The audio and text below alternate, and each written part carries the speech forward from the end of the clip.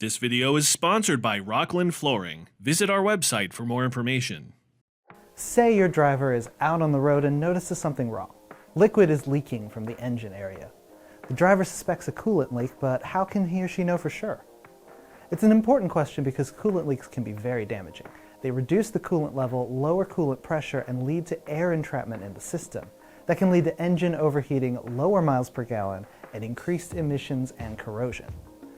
FE asked coolant companies around the industry about how to spot coolant leaks and what to do about them.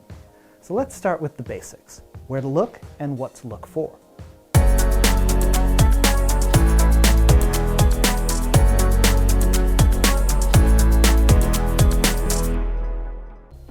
The first step is, of course, an inspection. The most likely places to check for leaks are at hose clamps, then the water pump seal. Keep in mind that coolants come in different colors, so you'll want to make sure you know which color to look for. There are a few examples of unrelated issues that might be mistaken for a coolant leak. The leak source most commonly mentioned by the experts we talked to is a broken radiator cap.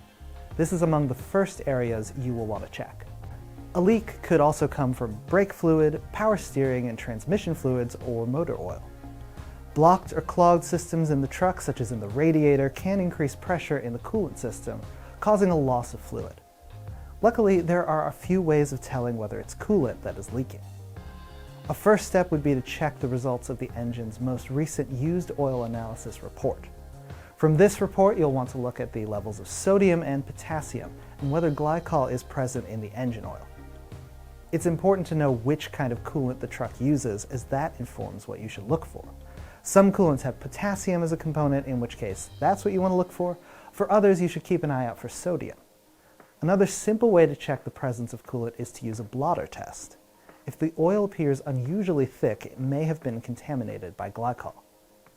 And of course, in general, it's important to keep up with regular coolant maintenance practices.